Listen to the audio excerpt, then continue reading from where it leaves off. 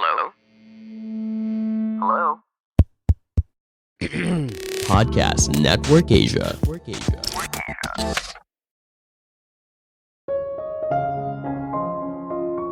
Kata-kata bisa mengubah hidup seseorang. Ketika kita mendengarkan orang yang salah, maka hidup kita di masa depan bisa saja berubah ke arah yang lebih buruk. Halo semuanya, nama saya Michael. Selamat datang di podcast saya, Sikutu Buku. Kali ini saya akan bahas soal rahasia dari hidup yang bahagia berdasarkan riset ilmiah. Ini merupakan rangkuman dari video TED Talk Yasmin Destin yang berjudul How Everyday Interaction Shape Your Future dan diolah dari berbagai sumber. Apakah kamu pernah dengar kutipan, kamu adalah rata-rata dari 5 orang yang paling banyak menghabiskan waktu bersama kamu? Sadar ataupun tidak, interaksi kita dengan orang lain membentuk siapa diri kita di masa depan. Apalagi jika orang itu merupakan orang terdekat.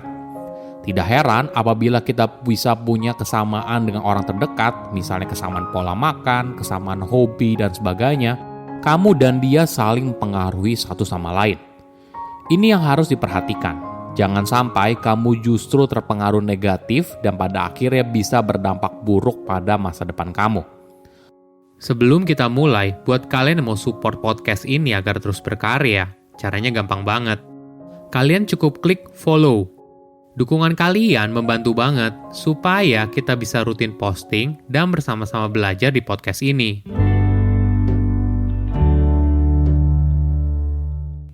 Apakah sebuah hubungan sosial bisa membentuk masa depan seseorang? Jawaban singkatnya adalah iya.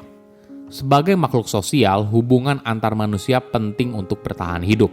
Dimulai dari saat pertama kali kita membuka mata di dunia ini, berada di pelukan orang tua membuat kita merasa aman di sebuah lingkungan yang asing. 5 tahun awal hidup seseorang boleh dibilang menjadi fondasi dari apa yang kita harapkan dari orang lain di masa depan. Mulai dari rasa percaya, keterbukaan, hingga keamanan. Di situasi yang asing, orang terdekat menenangkan kita dari sesuatu yang ambigu di masa depan. Jadi boleh dibilang, hubungan sosial bisa saja berpengaruh dalam membentuk masa depan seseorang. Studi menemukan orang yang ada di hidupmu dapat mempengaruhi apa yang kamu pikirkan dan rasakan tentang dirimu sendiri. Sebagai contoh, ketika orang terdekatmu melihat kamu sebagai orang yang baik, maka hal ini semakin perkuat citra dirimu dan dukungan positif ini akan semakin mendekatkan diri kamu pada sosok yang kamu dambakan di masa depan. Sama halnya di aspek lain dalam hidup, misalnya soal makanan, jenis pekerjaan, gaya hidup, dan sebagainya. Ketika kamu saling berbagi, maka secara tidak langsung hal ini akan mempengaruhi kamu. Walaupun terdengar sepele, tapi bisa secara signifikan pengaruh hidup seorang dalam hal mengatur waktu, uang, dan gaya hidup. Bayangkan ada seorang anak berusia 11 tahun, coba kita beri nama Regi. Anak remaja ini merupakan anak yang baik, punya banyak teman, dan mencintai keluarganya. Ketika ditanya, mau jadi apa ketika sudah besar, Regi punya jawaban yang tegas.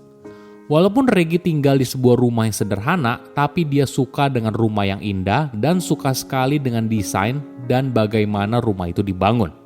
Ditambah lagi, Regi juga suka matematika. Jadi dirinya dengan lantang menjawab kalau dia ingin jadi arsitek agar bisa membangun rumah yang indah.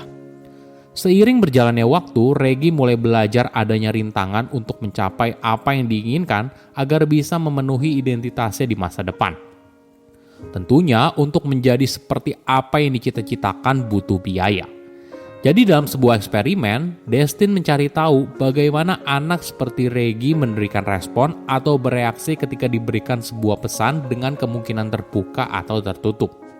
Misalnya begini, ketika Regi bercerita soal cita-citanya, lalu seseorang bilang, biaya untuk kuliah memang mahal, tapi ada cara di mana kamu bisa mendapatkan bantuan pendidikan. Sehingga kamu bisa kuliah dengan harga yang lebih murah atau bahkan gratis.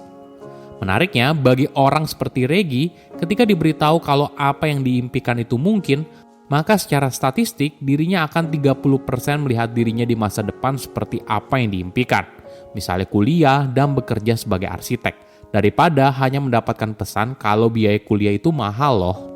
Ditambah lagi, Regi berencana untuk menghabiskan waktu 2 kali lebih banyak untuk mengerjakan tugas keesokan harinya dan memiliki kemungkinan 7 kali untuk benar-benar menyerahkan tugas itu kepada gurunya. Inilah efek dari sebuah pesan yang positif. Orang yang berasal dari keluarga yang kurang berada ternyata punya kelebihannya sendiri. Misalnya begini, selain memenuhi tanggung jawab sebagai pelajar, orang itu juga harus bekerja untuk membantu ekonomi keluarga atau membantu menjaga adik-adiknya ketika orang tua sibuk bekerja.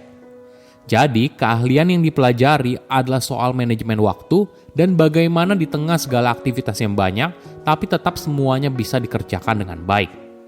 Bayangkan seorang anak yang di posisi Regi.